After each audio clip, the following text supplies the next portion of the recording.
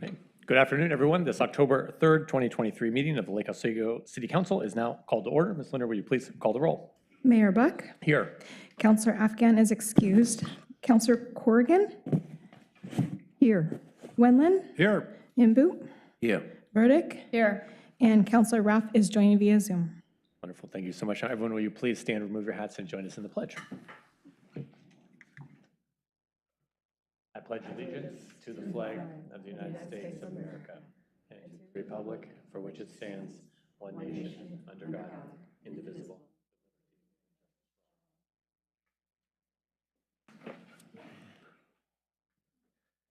Well, to start us off tonight, we are so pleased to welcome back our former colleague and now our state representative, Daniel Nguyen, to provide us with a legislative update. Representative Nguyen, please come on forward. Thank you for taking the time to be here today. This is your first, I think, your first update. Yeah, this is by myself. The last time I was here, I was with Senator Wagner and Representative Jules Walters last time. So Glad to have you here. well, thank you, Mr. Mayor. For the record, I'm Representative Daniel Nguyen, representing this beautiful, most beautiful district of the state. What an honor, what a pleasure to be here.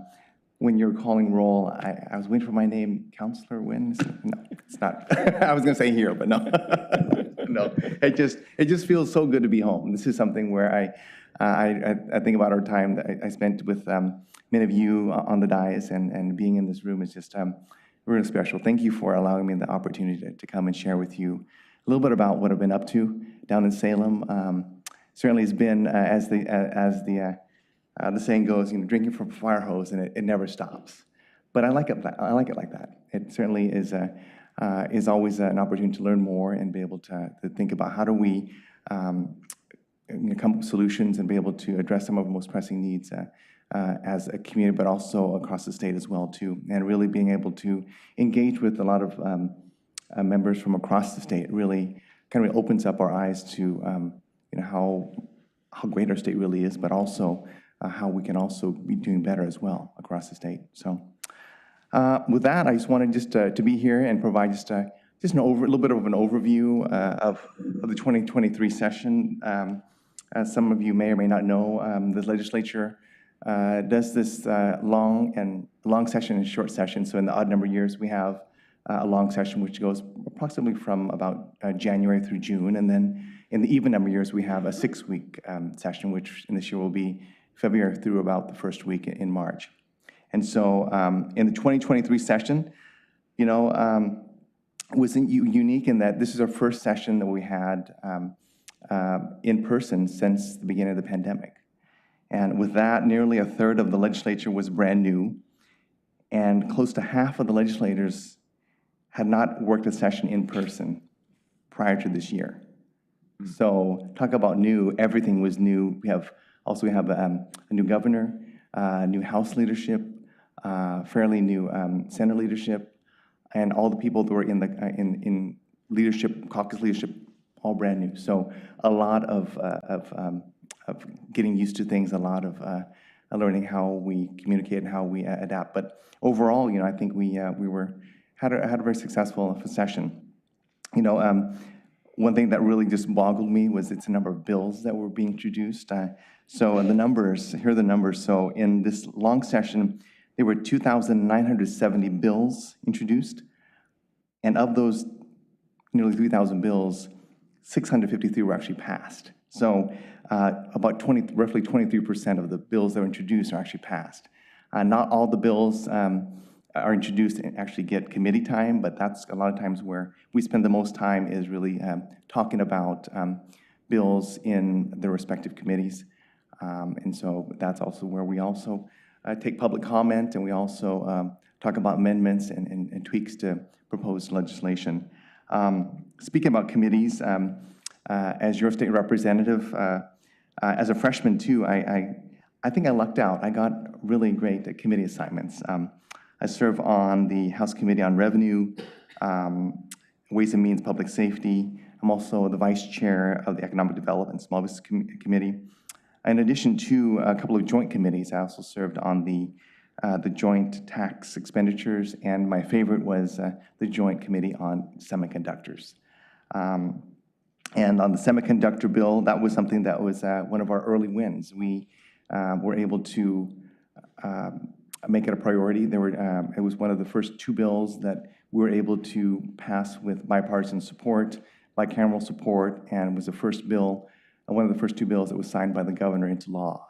And that particular bill provided some resources and some incentives for really making sure that Oregon is a place where the semiconductor industry continues to flourish and will continue to flourish for many more decades to come. In summary, the bill provided nearly $250 million worth of tax incentives to, not only just tax incentives, but also financial incentives to companies that were in the semiconductor supply chain. That money was awarded to 15 different companies, and at the Economic Development Committee hearing we had last month, it was reported that within those 15 companies, the projected investment coming to Oregon is well over $40 billion. $40 billion. That's a huge amount of money. In the news, we've heard a lot about how Intel was going to Ohio or going to New York to build a $20 billion fab, for example. But keep in mind, too, that what those states had to give up, they gave up much more. They gave up over 600, in some cases, over $600 million worth of subsidies in order to land a $20 billion investment. Ours was less than half of that, but we landed potentially double that amount of investment. So I think we did pretty well in terms of a return on our investment. So that was a bill that I was especially proud of. And in fact, today I also had a chance to speak with a group of smaller companies that may not already be involved with the semiconductor industry, industries that are involved in metal working, in manufacturing of plastics, different types of composite materials that are not impacted directly by semiconductors, but we're trying to help them make that connection to really help build our manufacturing base here in Oregon. I was also had the pleasure to meet with the City of Sherwood's economic director. And if you've driven down to Alton Sherwood Highway, you've seen all that construction happening, and that's something that our neighbors to the west of us have been very successful, and I think that's going to be creating a lot of jobs for the region as well. So, other topics that we talked about was we passed HB 2004, which among others, so there's three measures that we that are going to be referred to voters.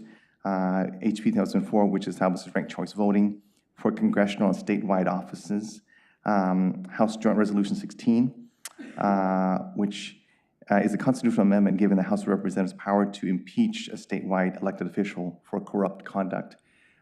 As you are probably aware, this last session was not without its drama in terms of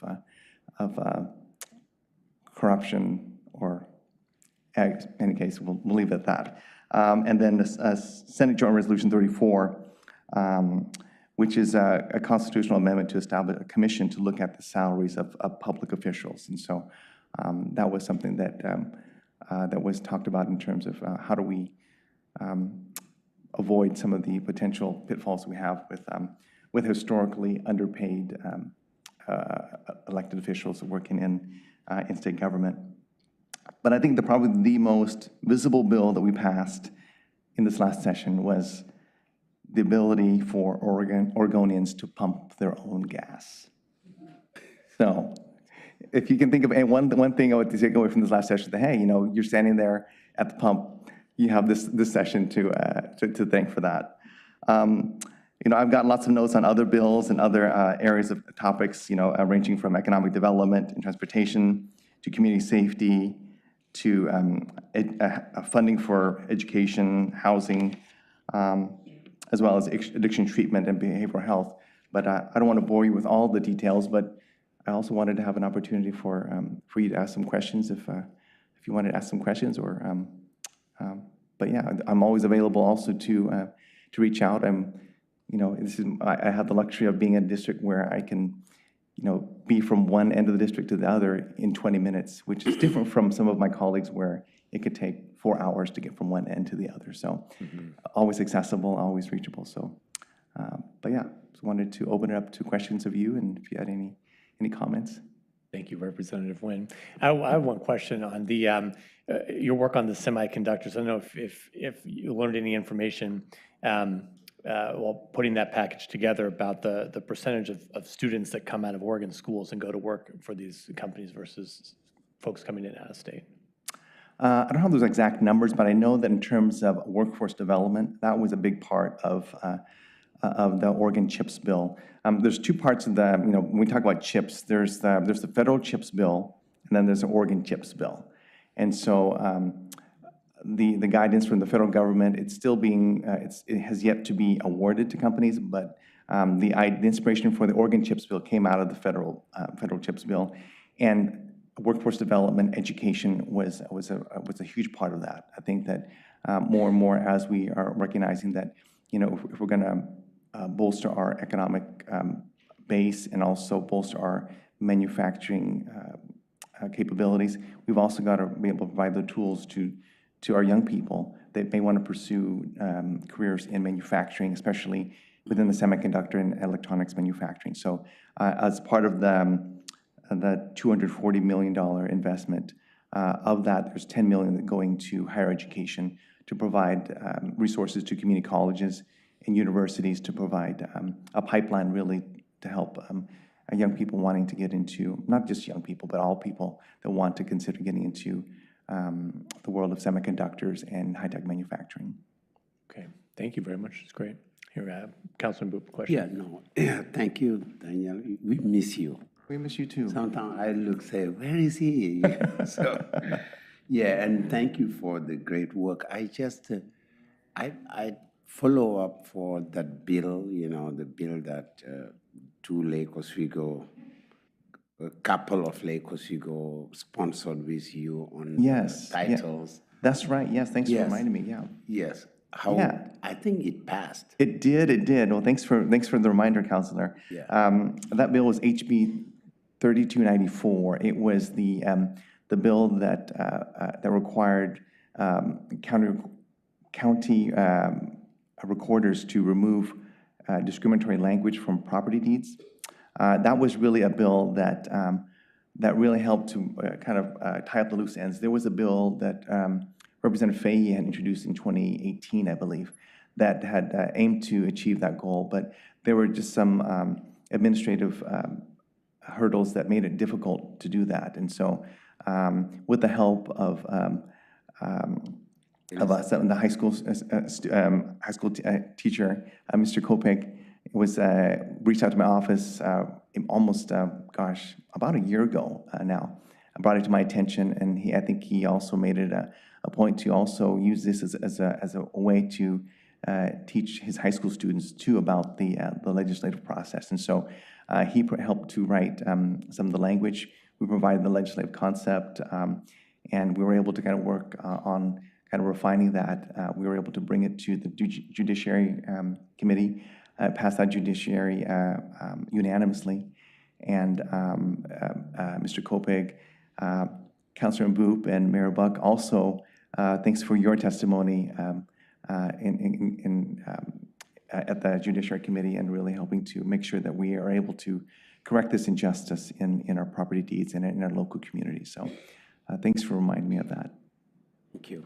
And also, last year, it was very successful, but we saw that some of our representatives, like be they in the Senate or in the House, they walk out and, don't come. And is there any, fix to that people come to work because they're elected to pass things and work?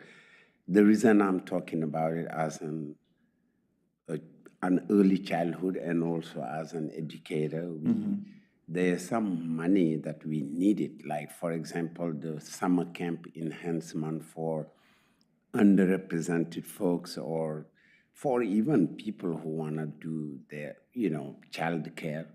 We couldn't have that money and make more, for education because people didn't have time to vote for that. And it impacted a lot of people in Oregon. So Yeah.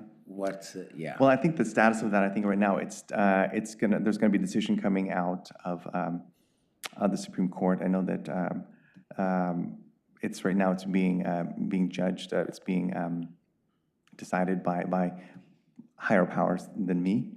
And so, but I will tell you that in terms of from a day-to-day, in terms of how the walkout really impacted our ability to do work, I think on the House side, we were able to get as many bills heard through committees and work through the process as if, as normal, right? And so, and that's where I think a part of the legislative process is to be able to bring a legislative concept to a committee, have a robust discussion about it, have a chance for public comment, and then have amendments proposed and have fully vetted in committees. And I think that was something that one of the casualties of something like that was that we didn't get the full time to be able to fully vet all the bills that we needed to. But I think it also just kind of highlights the importance of having dialogue. I think that's something where we've got to be able to talk openly and be able to have earnest discussion about where we need to be able to find compromise. Right. Okay, thank you. Thank you, Daniel. Councilor Burdick. Great to have you. It's nice to have I miss you sitting next to me up here. So nice to have you back. But you kind of brought up the issue of dialogue, and I just wanted to share with you one of my frustrations, and I know you're just one of many, but it seems like there were a lot of really important bills around housing and transportation, especially this year, and changes were being made so quickly and the votes happening that the public and us, we didn't even have time to review it and give our feedback. And I found that very frustrating. When we're kind of up here, we're making sure that we have adequate time for public feedback, make sure we're getting input, make sure we're not missing anything. And I think as a representative, it must be difficult for you even to keep track of what those changes are.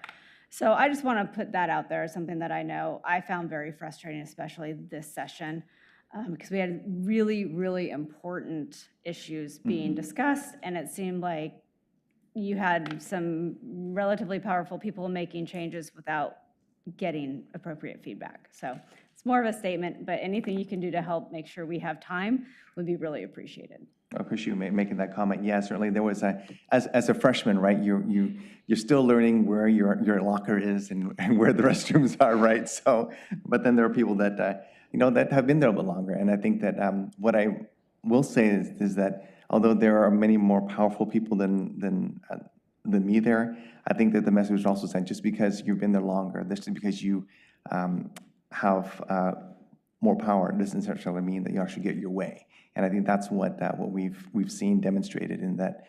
And maybe it sometimes being new and sometimes being naive to the workings of things can be to your benefit. So, oh, I'm just new. I didn't know, but I'm just doing my job. So I think that what gives me hope also too is that you have a very among my colleagues you have a very brave, I'll say brave, a set of legislators that are willing to really kind of buck the trend a little bit. And you're going to see more of that. So I think I'm just looking forward to, as some of the new members come in, myself included, that we've kind of learning how to navigate, learning how to be able to understand the system, right? Great, thank you. Councilor Woodland. Thank you for being here, Daniel. It's pleasure. always fun to have the alumni come back and serving at the state level. Thanks for your work on tolling. I think we had that discussion when we had that last meeting with everybody. And I will say that it was, I think, a good message to Salem that we need to work with everybody. And to Councilor Burdick's comment, it's really important that as a state, we're working together. And I think to the work that a lot of the mayors did in Clackamas County, I just hope that we've learned from that and that we're not going to do a repeat, just stall out the tolling issue. Let's maybe look at some other ways of dealing with it that are a little bit more, I guess, fair and maybe more innovative. But I think it helped to have the cries of the different entities that were being affected actually listened to, and so I appreciate that a lot. And then I think we talked about this earlier, e-bikes is something that we've talked as a council and with our police department and our community, that it would be a good investment of time in this short session to have there's some easy fixes. I think we talked about California having a great model for e-bikes, and mainly it's for the youth, because we've had to clamp down on our kids, and there's this pulling sort of interests.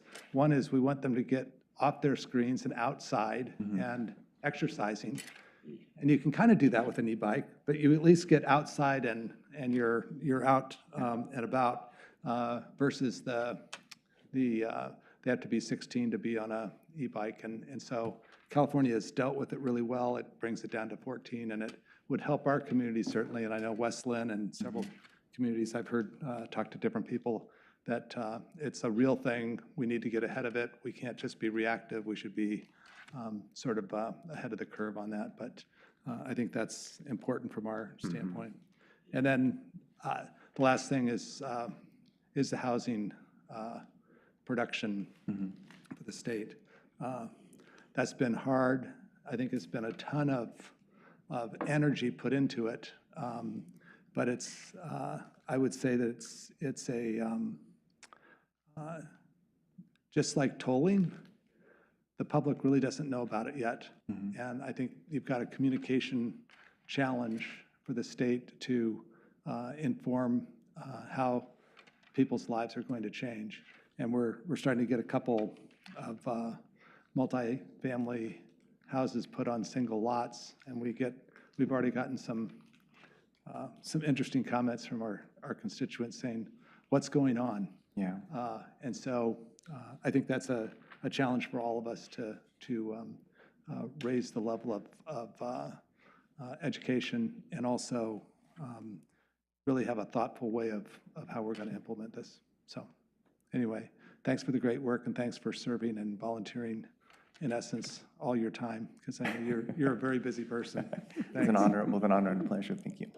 Thanks, Councilor Whitland. Yeah, I think in that spirit of the partnership, on the transportation front, the housing front, that the cities are really looking for from the state. And I know you bring such a great perspective to the legislature, having come one of the few who come from the cities and who in general know how the world works and bring great experience in general with you in many respects. So we're so fortunate to have you representing our this House district.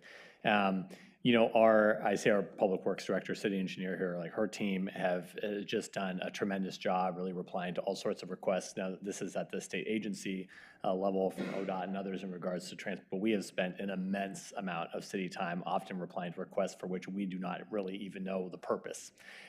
So I just put that out there on top of, unfunded mandates that the cities also, face rather regularly from the state. It's put a very large weight on the cities who really agree with a lot of the goals and the direction that we're moving, but they face our own limited resources. Lake Oswego, as you know, is a very fiscally sound city, and we're fortunate. Other cities, they don't even have the ability to make ends meet in terms of their public safety budgets or their general budgets, on a year-to-year basis. So for those cities in particular, they're very much stretched by a lot of this work. And again, we're fortunate to have great staff who can be responsive, but it digs into other work that we're able to do. So just something that we appreciate you bringing back, that awareness, of the burden that a lot of this put. And again, we all agree on the goals, but we need to be more concise, and I think the state could be a little more thoughtful in what it's asking the cities to do, knowing that it's not just a pool of endless resources and time, and there's so much going on in our own communities, and no one else is going to look after our communities, but us. And so kind of first and foremost, as we go into this next into the short session, we do know that a housing bill is likely to come forward. House Bill 3414, what kind of did not move forward in the last session, but we know the governor intends on bringing it back. One item in particular we've been surprised at, again, just to push the need for partnership is, as you know, cities are the closest to the construction of housing, yet there's no city representative on the governor's housing production strategies, on her housing production task force. So we have felt for some time that the city perspective is not being represented at the table. The cities have been working, Metro Mayors, the Oregon League of Cities, together on this and with the governor's office, but really believe that that partnership is needed, and we're hopeful that a collaborative dialogue can take place as we go forward with that. And just a couple other things on more local level. We've been very much in favor.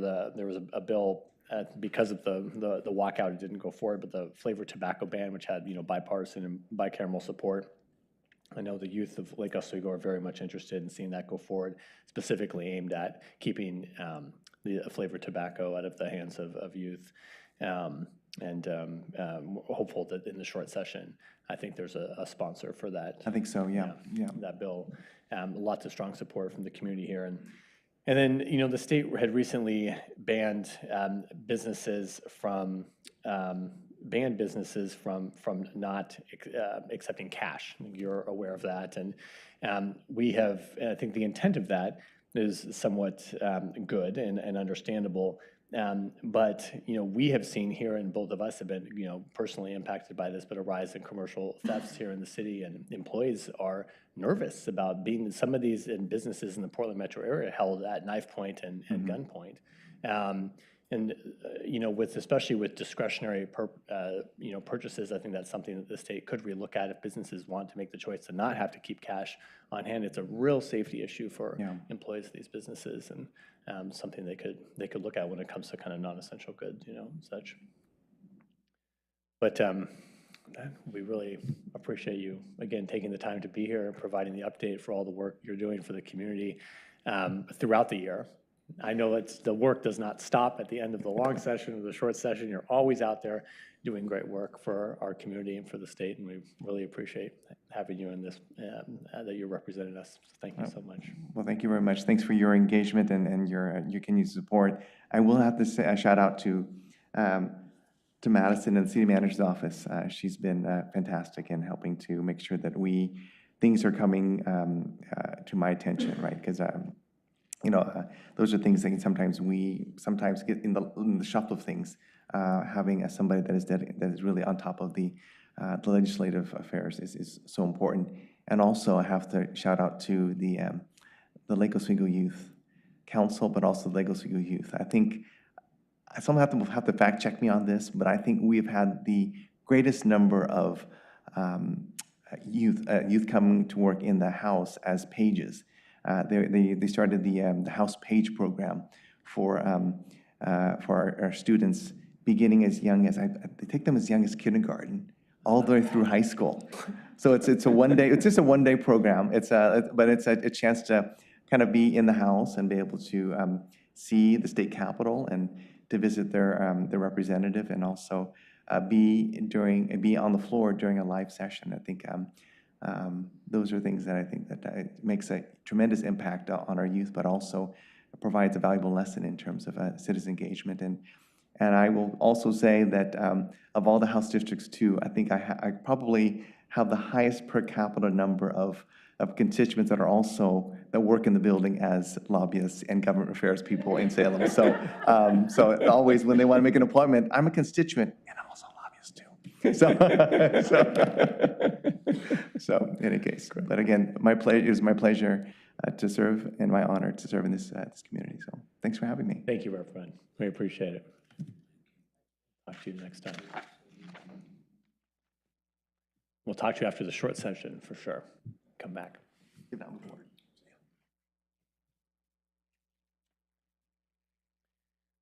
Okay, folks, next up is public comment. And do we have anyone here for public? Is there anyone here for public comment?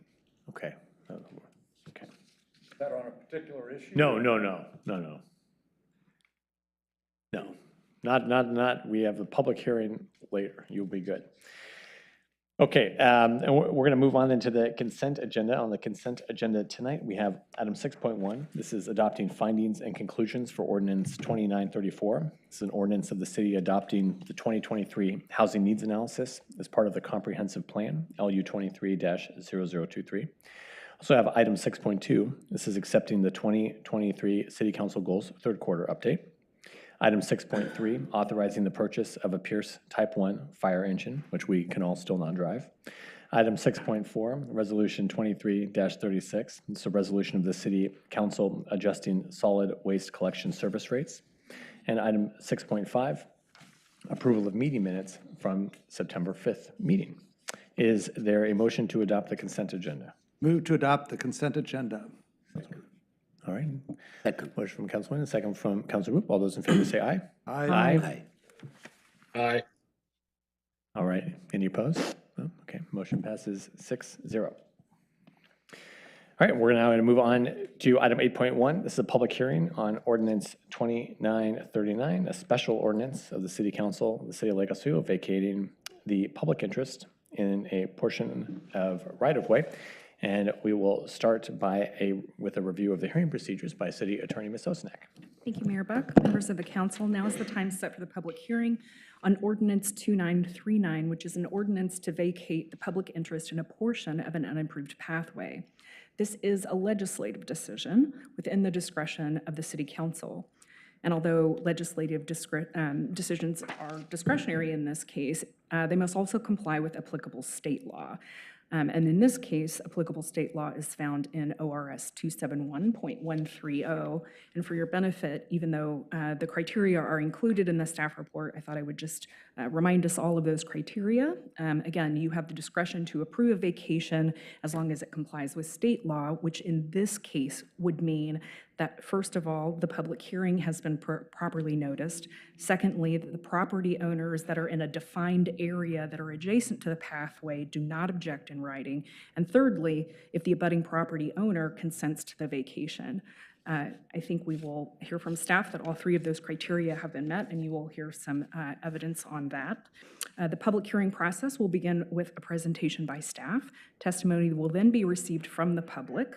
Individuals will be allowed up to 5 minutes. Recognized neighborhood associations, homeowner associations, government agencies, or other incorporated public interest organizations, such as Habitat for Humanity, will be allowed up to 10 minutes. The time limits shall not include time taken up by questions from council or responses to such questions. Any person in attendance may cede his or her time for testimony to another person, but in no case shall any person's testimony be increased to greater than 10 minutes. At this point, I'll ask any counselors if there are any conflicts of interest and clarify that for the purposes of this case, ex-parte contacts or site visits do not need to be declared because this is a legislative hearing, but I'll ask if there are any other conflicts of interest. No. No. Thank you, Councilor Reff. Hearing none, we can have the staff report and then testimony from the public. Thank you. Hi, Director Rooney. Good afternoon, Mayor and Councilors. I'm Erica Rooney, Public Works Director and City Engineer. Before you this evening is again Ordinance 2939. And this is, as you will recall, an issue that we have reviewed once before in a larger scale last spring. We came to you with the proposal to vacate a 6-foot wide pathway from Boones Ferry Road to Bryant Road, parallel to the railroad right-of-way through there, and on the backside of a number of properties.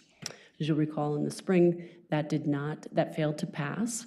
And what we've done now is we're coming back to you, as I mentioned in the September 19th presentation at City Council, we're coming back to you with a proposal to vacate the right-of-way that is only adjacent to what is commonly referred to as the Habitat for Humanity project. So no other properties are being affected by this proposal, just the Habitat for Humanity property. And so it's pretty simple compared to the last time that I was here. Same issues are, as mentioned by our our city attorney, that the notice of a public hearing did occur.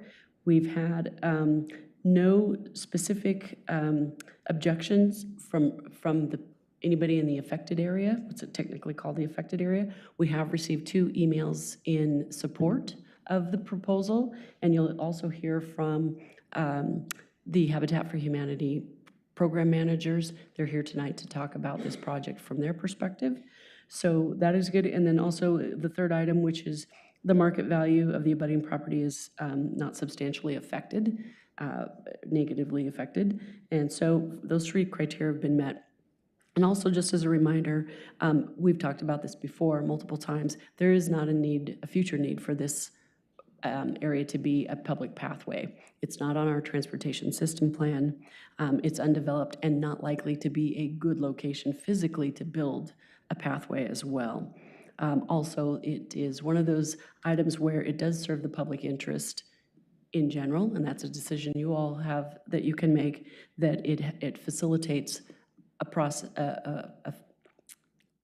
an action, a land use action. It facilitates that land use action in the form of the Habitat for Humanity being able to go forward with their proposal as long as this is vacated. So it supports that land use case 22-0059. So with that, I really don't have anything else to provide. You've seen the packet. The surveyors' exhibits are all a part of this ordinance, and so hopefully we'll be able to enact Ordinance 2939, and we can move forward with the vacation as proposed. Any questions? Great. Any questions for Director Rooney? No? Councilor Wendland. Just one quick question. When you say that the economic part really has no effect with adding the 6 feet, right? Yeah, I believe the intent of the ORS was that it didn't negatively impact people when you vacate right-of-way, and that is not the case here. And it's a fairly small strip of property compared to the rest of the properties. So it doesn't substantially affect the value. And then eventually these properties, once they're completed, will go to the tax rolls. Is that correct? Property tax? Yeah, we don't currently have an exemption for property taxes for affordable housing in Lake Oswego. That will probably be a policy topic that you discuss as part of the housing production strategy.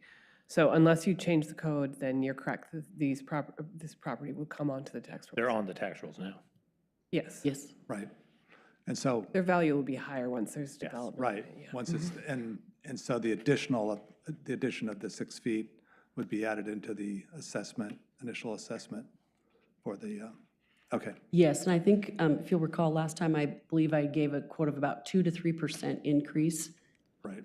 on some of the larger properties. So on some of the smaller lots, it would be even less. Thank you.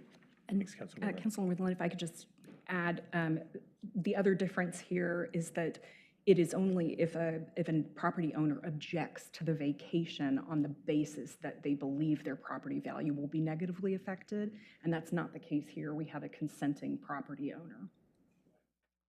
And I would almost say that it advantages the taxpayer because it's more space that's going to be taxed. And it may not be a lot, but one could make that argument. Thank you. Councilor Wendland. Any other questions? Okay, thank you, Director Rooney. We'll open the public hearing. I have one folk signed up to testify. Does Habitat want to provide, okay, maybe we'll start with our friends at Habitat here. And Ms. Linda's gonna help you with you have a multimedia presentation.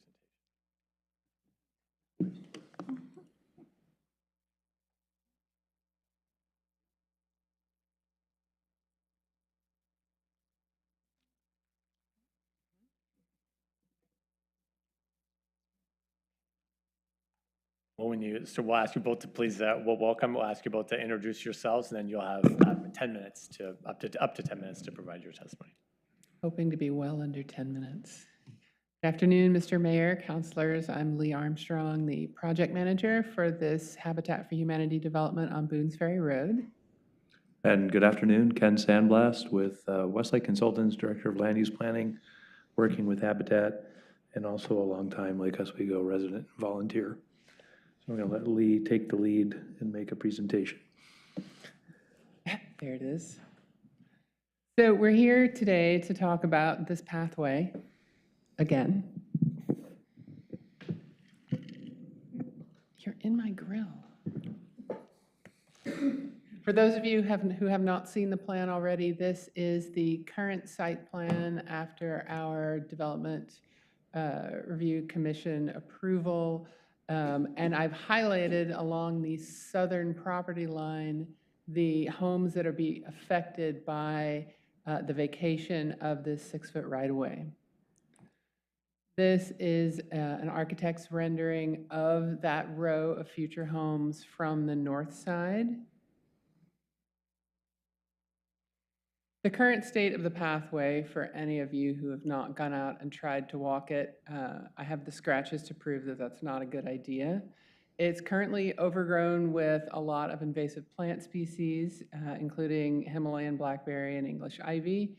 It's also, as the staff report indicated, unusable as a pathway because it's very steeply sloped and it's only 6 feet wide.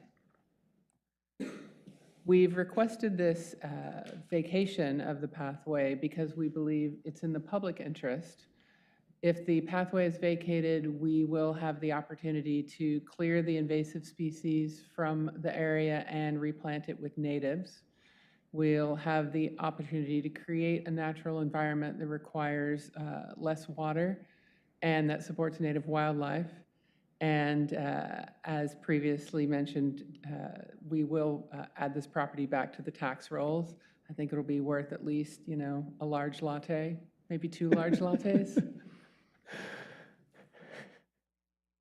There will also be some benefits to the Habitat homeowners in those 8 homes along the southern property line. There will be additional living space, about 100 square feet for each of those homes.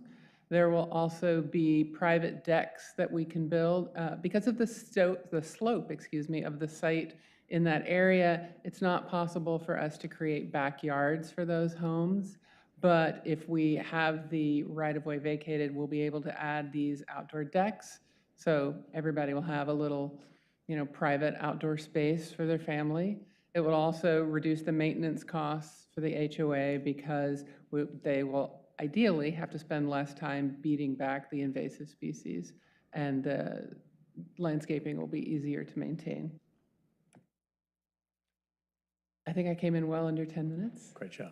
Questions, Thanks, Ms. Armstrong. comments, complaints? Any questions for Ms. Armstrong or Mr. Sandler? Thank you both very much. We appreciate you being here. Thank you. Thank you.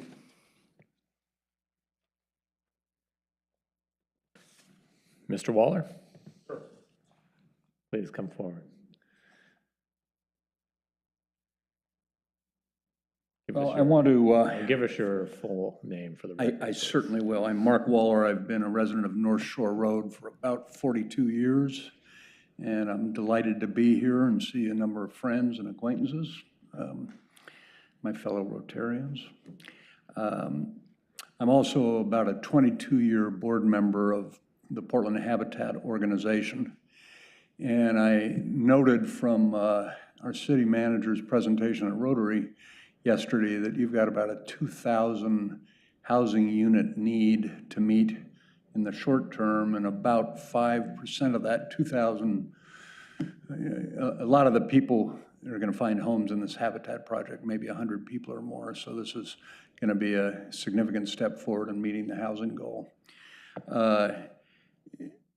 Several of the things our Habitat representative mentioned, I'll just mention a couple of other ones. This strip was first recorded back in 1914, and the 109 years since, it's never been used. It's too narrow and too steeply sloped to build a safe and accessible pathway. It has had an ongoing negative impact on the community. People have dumped waste, including hazardous waste, in the area. It's been used for camping, producing biohazard waste. It's invested, as you heard, with invasive species. We will return it to the tax rolls. And I think the mentioned improvements to those homes for these Habitat owners is really significant. Having a back porch and a little bit of green space back there that is properly maintained with native species will be terrific. The final thing I want to say is this has been a process since Mayor Buck called me 3 or 4 years ago and said this is a project we ought to consider for Habitat, and I'm deeply grateful for all the help from the council and our state representatives and senators, and it's really been a group effort to bring this high-quality, affordable housing to the community. So thanks very much, and I appreciate everybody's help and support. Thank you, Mr. Waller. I appreciate you being here. I'll note we also received testimony in favor of this from one of our constituents, Kabir Bhatia, and that's been posted online, added to the record. Is there anyone else here who would like to testify on this matter? Okay, seeing none, the hearing is now closed. Would someone like to make a motion? Move to enact Ordinance 2939. Second? Okay. Is any discussion? All right, all those in favor say aye. Aye. Councilor Raff? Oh, he says aye. Okay, any opposed? All right, motion passes 6-0. Thank you, everyone. Thanks, Director. Thanks, folks. Thanks, everybody. Okay. Information from council. I have one thing. So back in July, the council gave tentative approval to an ordinance that would create time, place, and manner restrictions for the psilocybin treatment clinic centers in Lake Oswego. I think you all remember that night we were a split council with a 4-3 vote to give approval to both the land use ordinance and the non-land use ordinances, as well as repealing our local ban on psilocybin facilities. And since that meeting, I've been thinking about a way forward for us on this issue that would have a stronger majority, that's in support, a majority of the council that's in support of the path forward, given that the divide we have, not just on the council, but in the community as well on this topic. And while we certainly do not all have to agree, 4-3 splits, especially on challenging community issues, can themselves be challenging. And I know that as a group in general, we really strive for consensus to bring the various community perspectives together to a workable path forward. And I also understand and respect that a core majority of you are fundamentally opposed to ballot measure 109, which is the measure that allowed for therapeutic use of psilocybin in Oregon. So with all of that in mind, I wanted to suggest a path forward that we would give direction to staff to bring back what's essentially a slightly different package of ordinances for our consideration. And let me just kind of go through what this would look like. First, we would not enact an ordinance repealing our local ban.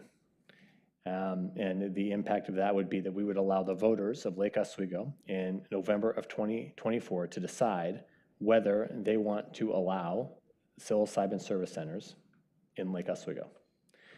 We would adopt time, place, and manner land use, a time, place, and manner land use ordinance, so that if the voters do lift the ban, we have regulations in place that really work for Lake Oswego. So taking that one step further, I would propose that we amend the time, place, and manner ordinance that was before us in July in 2 ways. One, we would eliminate the 500-foot buffer between the psilocybin facilities and OLCC licensed locations. And 2, we'd allow psilocybin clinics in existing medical facilities.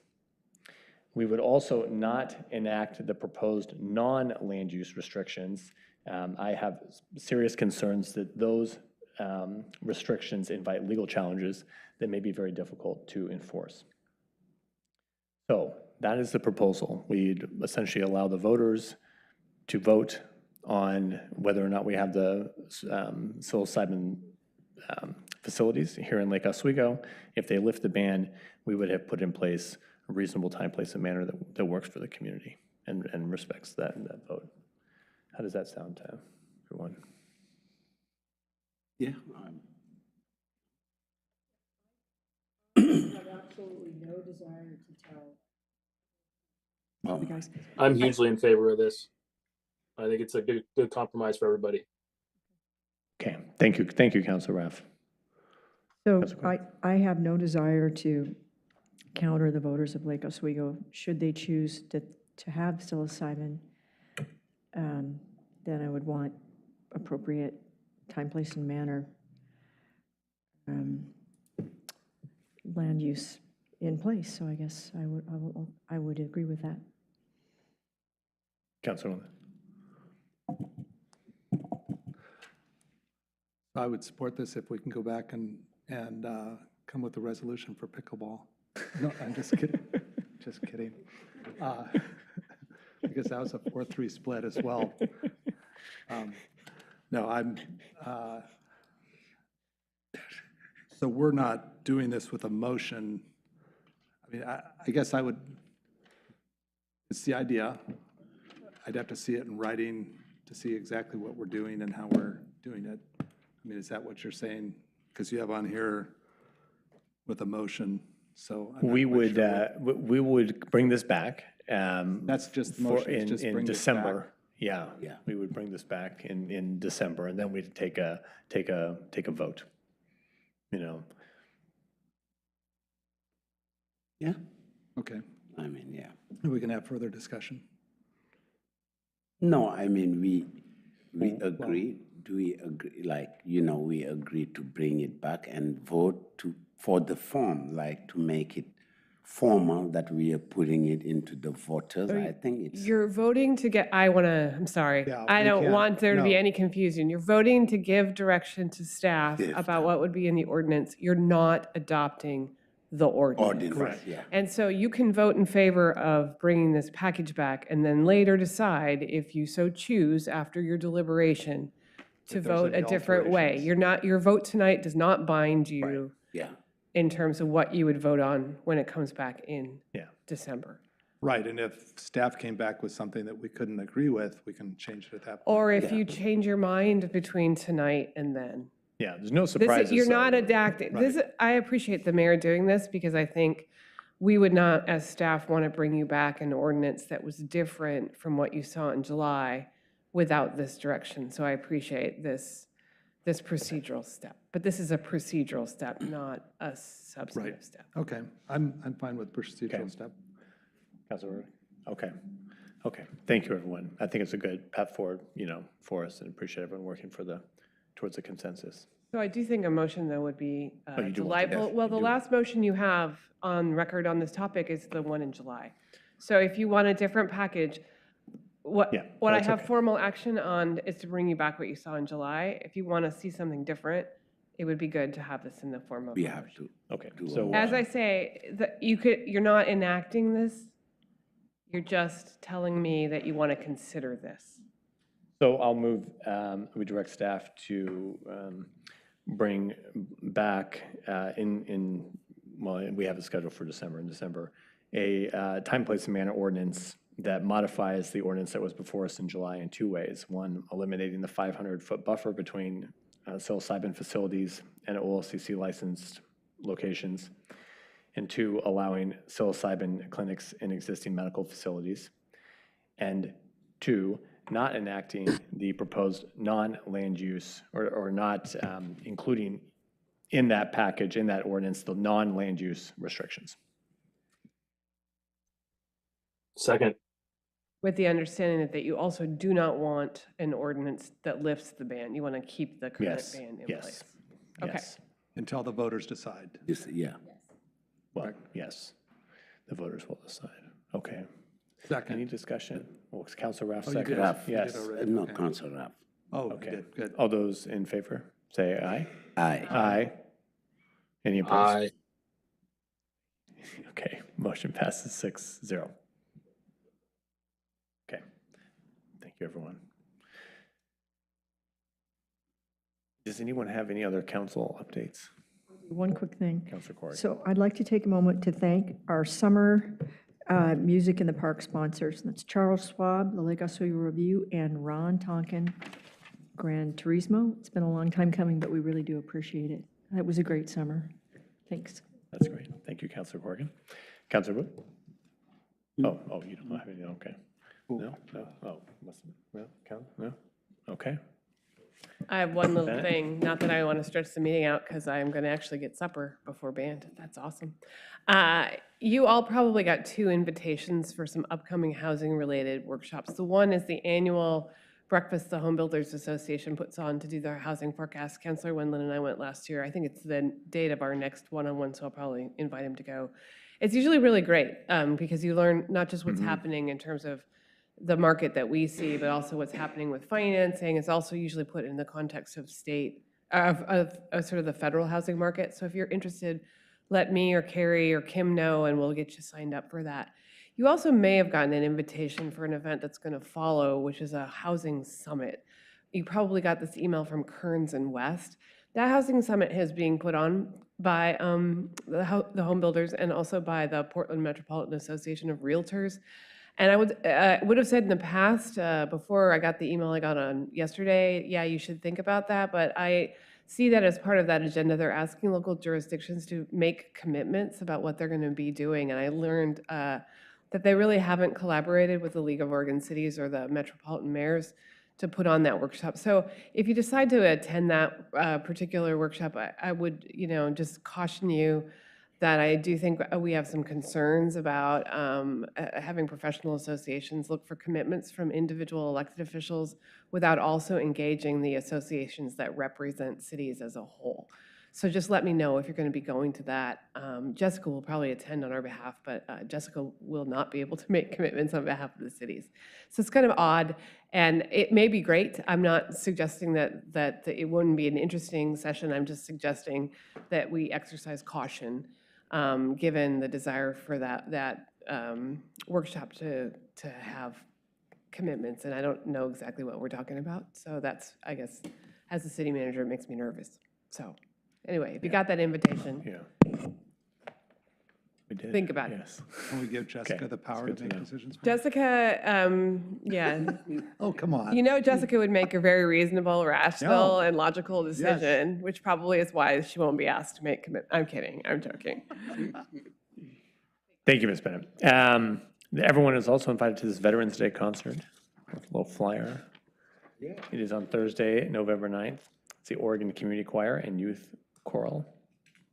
And it's at the church up on Quarry, which we have signs on Boones Ferry pointing people to. So you will find it. Yes, anyway, I will be there. So if anyone would like to come and join me, I would love to have you there. Keep me company. Okay. Well, thank you, everyone. Great meeting. We are adjourned. Yay.